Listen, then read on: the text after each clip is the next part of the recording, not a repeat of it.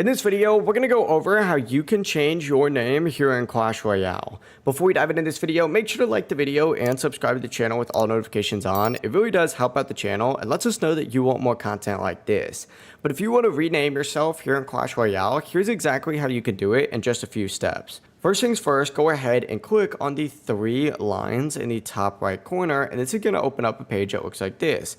Select settings from this page, and then right below audio, you'll see a name section. Go ahead and tap change name. Now, the first time you do this, it's going to be free. The second time you do this, it's going to cost you 500 gems. And the third time, it's going to cost you 1,000. After that, it's just going to keep going up 500 gems. So make sure you're happy with your new name before confirming it. I'm obviously not going to change mine today, and I don't even have 1,000 gems to do that.